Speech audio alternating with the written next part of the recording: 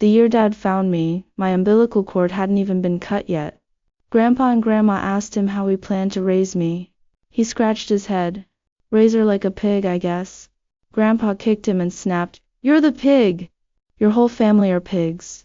Grandma rolled her eyes and said nothing. It was a bitter cold winter the day Dad found me. Heavy snow was falling all over the sky that day. Dad had just gotten off work when he heard the faint cry of a baby beside the trash bin. "Oh my goodness, did I just run into a ghost?" He dropped his bicycle and fled at once. After running half a mile, he turned back again. He was afraid his bike would get stolen, and he'd get scolded when he got home. The baby's cries by the trash bin grew weaker and weaker. He let out a loud shout to bolster his courage. Stepping closer to the bin, he saw me lying there. I was wrapped in an old quilt, my whole body purple from the cold, my cries growing fainter by the second. Without the slightest hesitation, Dad took off his cotton-padded jacket and wrapped it around my tiny body. He waited in the heavy snow for a long time, but no one came looking for the baby. In the end, he had no choice but to take me home. Grandpa and Grandma crowded around curiously. "Did you pick up a kitten or a puppy this time?" Dad looked at their faces, then slowly opened his coat to reveal me carefully. "I picked up a human baby." Grandpa and Grandma were shocked out of their wits. "Oh my God! How could you pick up just anything? Whose child is this? What a terrible thing to do. Where? Did you find her? Hurry, take her back to her family. There's still blood on this baby." Grandma hurried to check me over but fell silent the moment she saw my uncut umbilical cord. This little girl was abandoned. What a sinful thing to do. No one in the room said a word. "Arthur, go heat up a basin of hot water. Husband, go buy some milk powder first thing tomorrow morning." Grandma cut my umbilical cord and fed me thin rice paste. Full and warm, I stopped crying and lay quietly asleep. What a well-behaved child, never throwing a fuss. After calming down, Grandpa and Grandma exchanged uneasy glances. "What should we do with the baby?" Grandpa stood with his hands behind his back, lost in silence. Grandma sighed deeply and turned her face away. Dad leaned against the doorframe, deep in thought. "We should send her to the town orphanage tomorrow. Our family can barely afford to feed ourselves, let alone a baby." Grandpa broke the long silence. Dad remained quiet. The heavy snow lasted a whole week, blocking all the roads completely. Every household stayed indoors without venturing out. Dad spent all the money saved for buying piglets on milk powder for me. That money was supposed to buy young piglets next spring. Dad stirred the milk powder and smiled softly. "We can't let the baby starve. Spring is still far away. We'll figure something out, no rush." Grandpa and Grandma sighed quietly and said no more. Though Grandpa acted as if he disliked me, he still came to check on me every early morning with his hands behind his back. A week later, the snow finally stopped. It was time for me to leave. "Arthur, take these milk powder tins with you. Speak nicely to the staff at the orphanage and make sure they feed her well." Grandpa puffed away on his pipe. Grandma turned her back, constantly wiping away her tears. She tried to speak several times but swallowed her words after seeing Grandpa's stern expression. "Arthur, talk to them properly. Make sure they treat the little girl well." Holding me in his arms, Dad nodded firmly. The road from home to the orphanage was not far, yet Dad walked for an extremely long time. When he reached the gate of the orphanage, he hesitated for ages before stepping inside. As dusk fell, he turned around and carried me back home. "Why did you bring her back again?" Grandpa and Grandma rushed out the moment they saw him return. Dad stumbled over his words awkwardly. "They aren't taking any more children today." It was a lame excuse. Grandpa didn't believe him one bit, and let out a cold snort. Dad looked down at the sleeping me, quiet and well-behaved, and his heart softened again. "Dad, let's keep her. I can just eat less from now on. She's such a sweet little thing. Orphanages are never a good place. I've asked around. No one picks up crying babies there. I can't bear to send her away. Grandpa kicked Dad hard. "Nonsense. I'm going with you tomorrow." Tears glistened in Grandma's eyes as she quickly took me into her arms. "Then let her stay just one more night. My poor little baby." Early the next morning, Grandpa took Dad back to the orphanage gate again. The two squatted outside, staring at each other, neither willing to go in. Dad, ... Dad had barely spoken when Grandpa slapped him hard on the head. Shut up or I'll beat you. Dad fell silent at once, holding me tighter in his arms. They squatted there until nightfall. The orphanage gate was shrouded in darkness. We'll leave her at the door and walk away right after. Dad stroked my small face and nodded reluctantly. As if sensing what was happening, I stretched out my tiny hand and tightly grabbed Dad's finger. Don't think me cruel. This child isn't destined for our family. We're too poor to raise her. Grandpa took me from Dad's arms and glanced around cautiously. Seeing no one nearby, he gently set me down at the orphanage entrance. Let's go, hurry. Afraid they would regret it any second, they didn't dare look back even once. The winter snow was bitterly cold, falling onto my little face. I suddenly burst into loud cries. Hearing my cry, Dad immediately spun around and ran back. Grandpa grabbed him firmly. Where do you think you're going? Dad, she just smiled at me. Tears and snot streamed down the tall man's face in the freezing cold. Seeing this, Grandpa slowly loosened his grip. Dad ran toward me as fast as he'd ever run in his life. Don't cry, little girl. Dad's sorry. Grandpa stamped his feet angrily from a distance. That night, Grandpa said nothing but heated up the brick kiln until it was nice and warm. We'll keep her for now. We can give her to a good family if we ever find one later. The whole family reached an agreement at last. Days passed slowly one after another. I grew up little by little, while other children learned nursery rhymes and fairy tales. My first reading material was a manual on postpartum care for sows. Dad read it aloud beside me and I babbled along, learning to speak. When I was learning to roll over, Dad let his guard down for a moment, and I tumbled off the cane. I bumped a big lump on my forehead. Grandma gently rubbed my forehead with her hands, her heart aching for me. Grandpa chased Dad for miles in a fit of rage. Good for nothing. Can't even watch a small child properly. The chaotic scene made me giggle loudly. I started learning to speak when I was almost 1 year old. I babbled Dad, Grandpa, Grandma with unclear pronunciation. They were always overjoyed by my silly little words.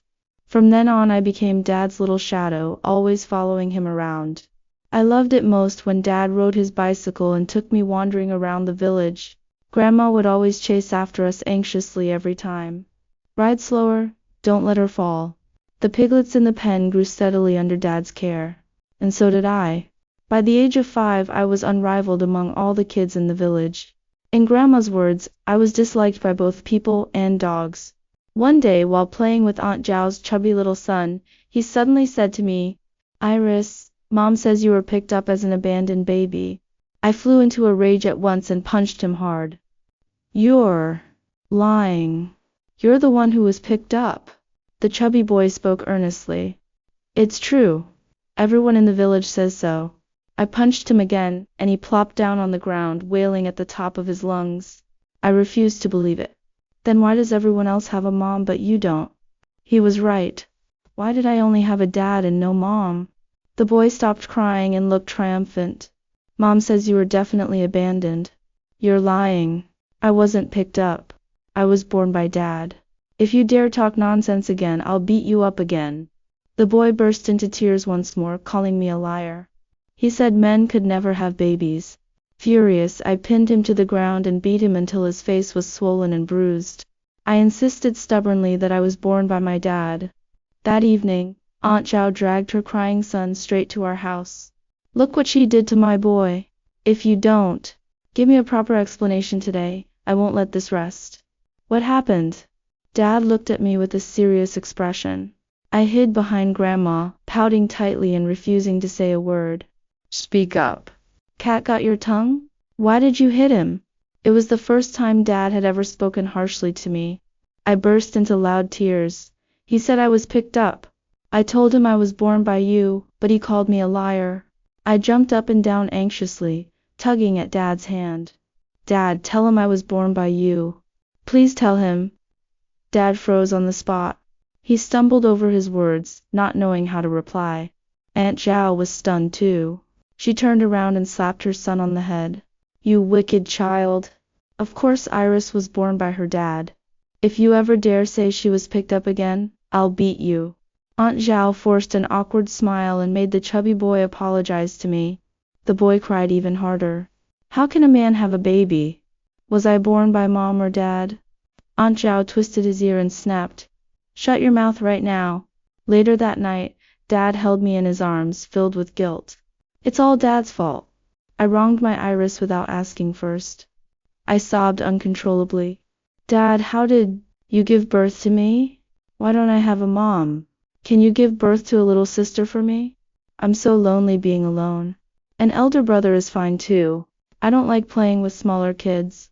Dad stuffed a steamed bun into my mouth. Eat your meal first. He never gave me an answer, not even when I went to bed that night. When I turned 6, I went to primary school like all the other kids my age. The old villagers who preferred boys over girls kept saying I was just a girl, and it was enough to feed me. There was no need to waste money on schooling. Grandma was the first to slam her hand on the table in anger. What's wrong with being a girl? She slapped her retirement pension money down on the table. She's going to school. Send our Iris to school tomorrow. We can't let her grow up uneducated like us. Dad grinned happily. That's right. Our girl will grow up to be an educated person, not just raising pigs like her old dad. I thought raising pigs sounded perfectly fine too. Dad bought me a new school bag and rode his bicycle to send me to school every day. But things didn't go as hoped. It turned out I had no talent for studying at all. As long as we didn't talk about schoolwork, Dad and I got along perfectly. The moment studies were mentioned, our home turned into chaos and shouting. After I brought home exam papers with single-digit scores time after time, my father-daughter relationship with Dad completely fell apart. He chased me for miles around the village with a feather duster in his hand. Whose bad genes did you inherit for such low intelligence? Grandma muttered sarcastically from the side. He takes after your father. Grandpa choked on his tea and fell silent at once. The thing I feared most in life was Dad helping me with my homework. That same year, the pigs we raised couldn't be sold. The buyer had agreed on a price, but changed it on the day of collection. The swineherd offered a very low price. After a year of hard work raising the pigs, they were finally ready for market, but the price wouldn't even cover our costs. Dad was so worried he couldn't sleep. Several other pig farmers in the village urged Dad to sell at a loss, but he gritted his teeth and refused to give in. Those days he rode his bike all over the county looking for other buyers. On weekends I begged to go with him. Dad couldn't say no, so he took me along. Iris, just play by the door. Don't run off. Dad will be right back. I nodded obediently. Dad carried gifts and knocked on someone's door, bowing his head as he went inside. I squatted by the door playing with mud. Suddenly, a black van with tinted windows pulled up. The door opened, and a man and a woman got out. They didn't look like good people, just like the human traffickers Grandma always warned me about. But their target wasn't me. It was Rowan Liu, standing not far away. I dropped the mud and ran over. Brother, run! By the time Rowan Liu reacted, the traffickers had already grabbed him. Tiny as I was, I found courage I didn't know I had. I rushed forward and grabbed his hand. Let go of my brother, I shouted at the top of my lungs. You brat! Let go now. The adults in the courtyard hadn't noticed what was happening yet. Dad! Dad was just walking out of the courtyard. Hearing my cry, he spun around and saw us. Quick! Grab this girl too. And that's how I failed to save Rowan Liu and got caught myself. Drive faster! That man's chasing us hard. Lose him! My dad ran after the car for miles, crying. I wailed loudly in the back seat. Annoyed, the traffickers gagged me with a dirty cloth. Rowan Liu was terrified too, his face as white as a sheet of paper. The car twisted and turned, driving for what felt like forever before finally stopping. The traffickers locked us in a shabby room. There were other children there too. None of us dared cry. We all huddled together quietly. Rowan Liu was shaking like a leaf. Brother, are you cold? I held his hand. Don't be scared. Dad will definitely come save us. Outside the room, the traffickers were on the phone. Yes, we can deliver them first thing tomorrow. 3 boys, 2 girls. You can come inspect them yourself. We can negotiate the price. Hearing we were going to be sold, a little girl next to me couldn't help crying. She kept calling for her mom. I wanted to cry too, but I only called for Dad, because I was born by Dad. Late at night, the traffickers were all asleep. I didn't sleep. I peeked through the crack in the door. Rowan Lou wasn't asleep either. He stared at me with big bright eyes. I put a finger to my lips and pointed to the window. It was high up, way too high for a kid to climb alone. I whispered to Rowan Lou, "Big brother, climb up and get help." Rowan Lou looked at me and nodded. I let him step on my back to reach the window. Rowan Lou was heavy. I tried several times but couldn't lift him up. "You go first." He was a head taller than me and much stronger. The other kids woke up too. They stood quietly, watching us closely. I held my breath and nodded firmly.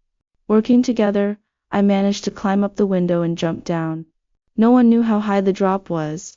I hit the ground hard with a dull thud. It hurt so bad, but I didn't dare make a sound. I started running, limping. I ran for who knows how long. My shoes fell off, and my feet scraped raw and bleeding. But I didn't dare stop. The others were waiting for me to save them. I finally reached a main road as dawn broke. People were walking everywhere. I ran around like a headless chicken, searching. Dad had said if I got lost outside, look for uncles wearing dark blue uniforms. "Hurry, faster!" I was about to cry from panic. A kind aunt noticed me. "Little girl, what's wrong?" I stared at her warily. "Don't be afraid. I won't hurt you." I grabbed her hand. "Auntie, can you help me find uncles in dark blue uniforms?" She smiled gently. "Of course. They're police officers. I'll take you to them." When the police heard my story, they immediately launched a rescue operation. They found the shabby house and rescued all the kids. Dad cried and hugged me tight when he saw me. Rowan Lou's uncle, Uncle Lou, also rushed over. He brought me lots of delicious snacks. He said they were imported from abroad. He told me to eat slowly. I didn't want to eat them right away. I planned to show off in front of the chubby kid later. Uncle Lou also brought good news. The leader of the food processing factory where Uncle Lou worked had heard about my brave deed. They decided to buy all of Dad's pigs, and the whole village's pigs too, at a premium, several points higher than the market price. Brother was saved and Dad sold his pigs at a good price. Good things came in pairs. I was so happy. But Dad looked gloomy, not happy at all. "Dad, aren't you happy?" He patted my head. "I am happy, but knowing all these good things happened because my little girl almost lost her life. My heart hurts." Dad's mood was like a dark cloud. Came fast and went fast. This time, the police got more information out of the traffickers. They rescued over a dozen more children. Parents and kids hugged each other, crying their eyes out. The police said it was all thanks to me and my brother. They were going to give my brother a little hero award. I received a silk banner. Rowan Lou got one too. The police officer patted my head. "Young as you are, you've got extraordinary courage. You'll go far in life." Dad puffed out his chest proudly, telling everyone I was his daughter. After that incident, Dad stayed home and thought for 2 days. At the end of the day, it was all because we were poor. Dad decided to try his luck in a big developed city. Before leaving, he patted my head and promised, "When I make it big out there, I'll come home in glory." I didn't know what come home in glory meant, but I missed him every single day. I asked Grandma 3 times a day, "Grandma, when is Dad coming back?" Grandma got tired of my questions and started pretending she couldn't hear. Then I asked Grandpa. He ignored me too. The chubby kid I'd beaten so many times didn't want to talk to me anymore. Grandma said kids my age were the most annoying, disliked by both people and dogs. During summer vacation, Uncle Lou came to see me. Rowan Lou came too. He'd grown a lot taller. Uncle Lou stayed for dinner. Grandma cooked our big goose. Rowan Lou and I each got a goose leg. We squatted by the door eating happily. After dinner, Grandma told me to do my homework. Rowan Lou looked at my homework and frowned deeply. Wrong, all wrong. I stared blankly. "Wrong what? Iris Lou, are you a pig? How can you get such easy questions wrong?" The words sounded familiar, just like what Dad said. I missed Dad again.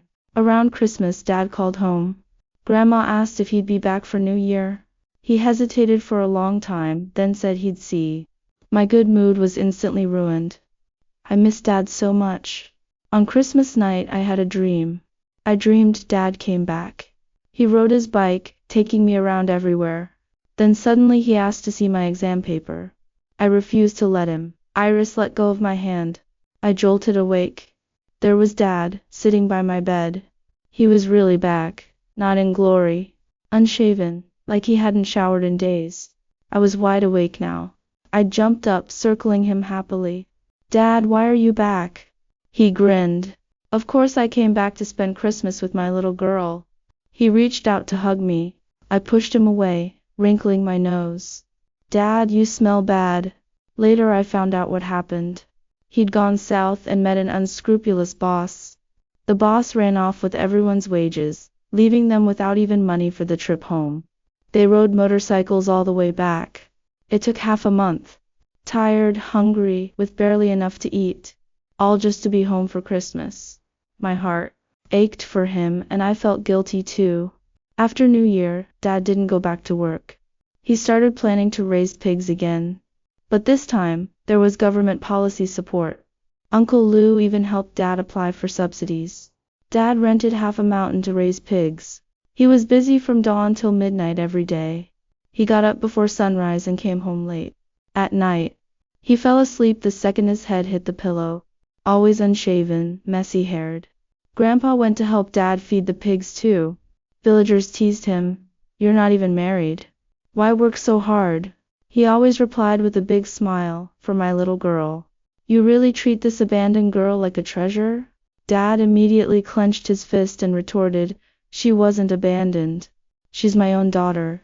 If you dare talk nonsense again, I'll beat you up. ...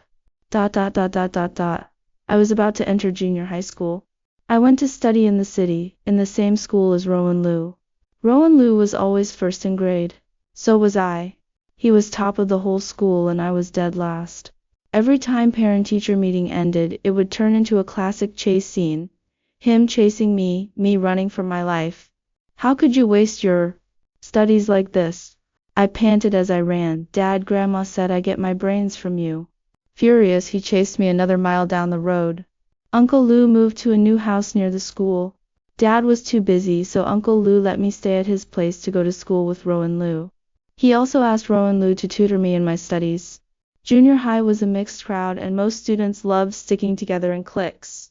There was a girl in our class named Hazel Sue, from a wealthy family. Unfortunately, she was mute and couldn't speak. Every day after school, a group of delinquents would surround her and extort protection money. Sometimes they even snuck into the school to look for her. Miss Sue, why have you been avoiding us lately? Hazel Sue shook her head nervously. The leading girl chewed gum, her bleached yellow hair looking like withered grass sprayed with pesticide. The blonde girl patted Hazel's cheek. Did you bring today's protection money? Hazel Sue nodded fearfully and quickly pulled her coin purse out of her bag. The blonde girl snatched it, took all the money, and tossed the empty purse back to her. Only this little?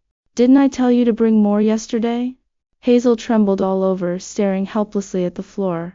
Say something. Ha ha ha, forgot she's a mute. The blonde girl's words made the others burst into laughter. I clenched my fists tightly, then shouted angrily, Bullies! How dare you pick on the weak like this? Do you think no one in our class will stand up for her? The chubby boy quickly held me back and shook his head at me. The chubby boy and I were in the same class. We were both at the bottom of the class rankings. Probably because I'd beaten him up so many times since childhood. He was always timid and cautious. Hearing my voice, the blonde girl clicked her tongue unhappily and turned to look at me. What? Got a problem? I nodded. Dad always said to stand up for justice when you see injustice. Beside the blonde girl stood another boy with dyed yellow hair. He pushed me roughly and cursed, Who the hell are you? How dare you talk to my girlfriend like that? I'm your father. I yelled, charged forward and kicked him straight away. By the time the group reacted, I'd already grabbed Hazel Sue and run out of the school. They chased us from behind as we ran ahead. Dad was waiting for me on his motorcycle. Seeing the scene, he jumped off at once. He rushed straight toward me. How dare you bully my daughter right in front of me? Do you think I'm dead? Dad's loud shout startled them all, and they scattered in all directions. One blond boy ran too slow, and Dad grabbed him by the collar. Tall and strong, Dad lifted him up like grabbing a little chick. "How dare you bully my daughter? You're asking for trouble. I'll teach you to go down the wrong path." Dad kicked the blond boy several times in a row. Just then, Rowan Lu arrived with Uncle Lu and stopped the chaos. Dad was furious and hard to hold back, still lashing out at the boy while shouting curses. Uncle Lu hurried to restrain him. Only then did Dad turn to me. "Girl, are you all right?" I grinned. "I'm fine," the chubby boy's voice came from afar. "Iris, I've brought the teacher to save you." Uncle Lu called the police, because if he didn't, Dad would have beaten the boy badly. The whole group went to the police station together. The other girls were also taken in. All hung their heads, too ashamed to look up. The police contacted their parents. Among the girls, only one was still in school. She kept crying and begging them not to call the police. Dad glared at her. "Why didn't you know you were wrong when you were stealing money from others? You people deserve a good lesson. If you weren't a girl and I couldn't bring myself to hit you, you'd end up just like him." The blond boy didn't dare lift his head, afraid another glance at Dad would earn him another beating. The police lectured them thoroughly and called their parents. Before we left, wails and cries echoed through the police station again. Hazel Shu thanked me with sign language. I scratched my head awkwardly, embarrassed to admit I didn't understand. From then on, Hazel Sue and I became good friends. During summer vacation, Uncle Lu was reported for corruption. The Lu family's property was sealed off, and Uncle Lu was arrested. To gather evidence, Aunt Lu temporarily left Rowan Lu in Dad's care. During that time, Rowan Lu became quiet and withdrawn. I used my pocket money to buy him an imported chocolate. He looked at me, broke off a small piece, and put it in his mouth. "My dad's been framed. Of course I know Uncle Lu's innocent." Uncle Lu was upright and always fair in everything he did. There was no way he'd take bribes. Yet Aunt Lu's appeal letters couldn't get through no matter how hard she tried. Because of Uncle Lu's case, the school began ostracizing Rowan Lu. People even said to his face that he was a corrupt official's son and told him to drop out. Afraid he'd sink into despair, I stuck by his side every day like a little shadow. How dare Rowan Lu still show up to school? His dad embezzled so much money, he must be in on it too. Maybe all his spending money comes from that ... I covered Rowan Lu's ears and glared fiercely at them. "Rohan Lu, don't listen to these people barking like dogs." "Hey, who are you calling dogs, whoever answers?" "A bunch of Fairweather followers. And Rowan Lu always helps you with your homework." "Disgusting." ... Hazel Sue came to hang out with us. Seeing us looking gloomy, she took out craft paper and quickly wrote something down. I sighed and told her the whole story. Hazel Sue's eyes lit up. "My mom might be able to help you." I slapped my thigh. "Really?" I knew Hazel Sue's family was rich, but I never imagined how wealthy they truly were. Her mother already had a good impression of me from my brave act saving Rowan Lu before. After hearing what happened, she immediately told Aunt Lu to write an appeal letter and help submit it through the right channels. After investigation, it was confirmed that Uncle Lu had been falsely accused. Uncle Lu was released and Rowan Lu was happier than anyone. I was happy too. Uncle Lu patted my head, tears welling in his eyes. "Iris, you've saved me again. You're our family's lucky star." He wiped his tears. "Auntie and I have always wanted a daughter. Would you like to be our goddaughter?" I glanced at Dad, who looked at me calmly. Before I could speak, Rowan Lu jumped in to refuse. "Dad, eat your food." Uncle Lu also thought it was too sudden and said they'd bring it up again another time. Rowan Lu glanced at me disdainfully. "I don't want such a silly little sister anyway." I instantly flew into a rage and punched him. "Who are you calling silly? ... Afraid I wouldn't get into university, Rowan Lu practically moved into my house. He supervised my studies every single day. Luckily I was just lazy, not born stupid. The day the admission letter arrived, Rowan Lu was even happier than I was. Dad thought it was worth celebrating, and specially hosted a feast with several tables. Rowan Lu dressed up nicely that day, as if he were the real guest of honor. He held my hand, stumbling over his words. Iris Liu, I have something to tell you, double quotes. Unfortunately, he was interrupted before he could finish. A woman stood crying at my doorstep. The moment she saw me, she rushed over and hugged me tightly. I quickly pushed her away. Who are you? Daughter. I'm your mother. I froze. Dad froze too. The woman grabbed my hand tightly, crying uncontrollably. What makes you say you're my mom? I really am. You have a red birthmark on your hip and 2 black moles on the top of your left foot. You were wrapped in a red quilt when you were abandoned. How did she know all that? Iris, I really am your mother. I've searched so hard for you all these years. Come home with me. I stood rooted to the ground, not knowing what to do. Suddenly someone pulled me sharply aside. Nonsense. Just because you say she's your daughter, does that make it true? I could say I'm your father too. Even if you are her birth mother, so what? All these years, if you'd truly looked for her seriously, you would have found her long ago. The woman's hand froze mid-air. She plopped down at the door and wailed. She's my daughter. Why won't you let me take her away? I carried her for 10 months and gave birth to her. Even if I get no credit, I still put in the effort. Give me 5,000 yuan and you can keep her. Dad laughed angrily. Finally showing your true colors. If you keep this up, we'll wait for the police to come and let them charge you with abandonment and extortion. At the mention of police, the woman panicked and tried to run. Dad was quick and caught her at once. Hey, why run? The police haven't even arrived yet. Brother, I'm sorry. I'm not really her mom. I heard she grew up without a mother and thought I could trick you out of money. I'm really not her birth mother. I let out a huge sigh of relief. On the day university started, Dad came to send me off. His eyes were watery as he kept shoving money into my hand. Don't save money for Dad. Worst comes to worst, we can sell a few more pigs. My university classmates asked me, Iris, did your family sell pigs to pay for your university tuition? I nodded. Yes. After that, my classmates treated me much more kindly. They often brought me meals and snacks. I always felt the kindness of strangers around me.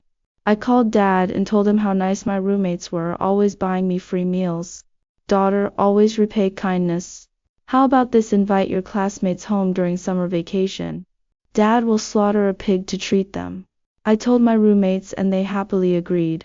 Grandma told me Dad had saved another person recently. To be exact, he'd rescued a woman from the river. I heard she had no family, so Dad went to the hospital to take care of her for a while. As they spent time together, they slowly fell in love and became a couple. When I asked Dad about it, he even turned shy. Grandma teased him that an old tree was blooming at last. Aunt Jung was a gentlewoman. She spoke softly and kindly.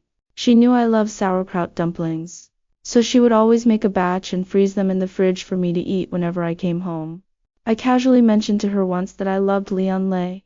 She copied a whole notebook of his lyrics by hand and sent it to me. I was deeply touched when I received it. I kept praising Dad for having great taste. Dad smiled happily. Of course. I've been lucky in life to have all of you.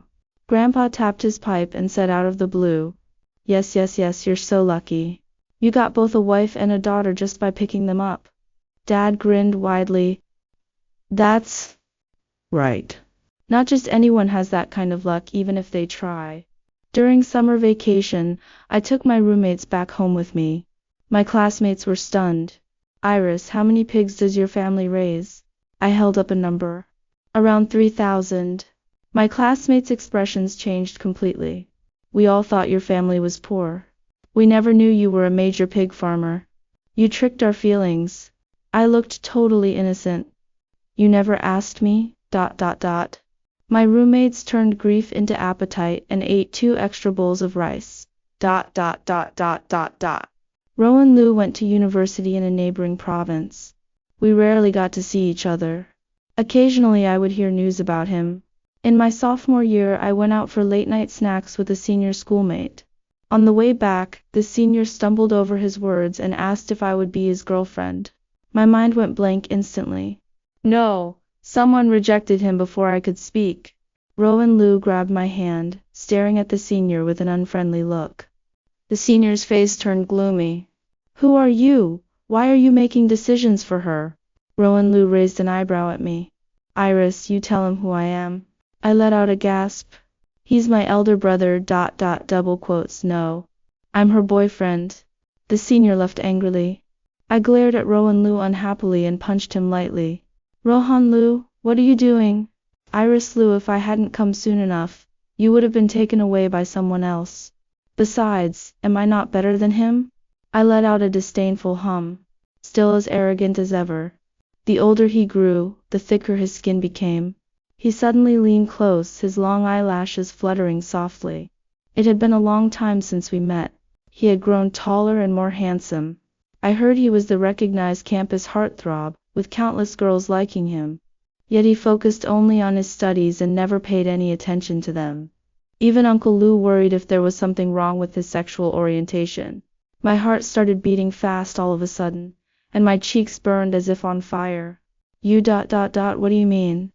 He tapped my head gently. It means exactly what it sounds like. I want to be your boyfriend.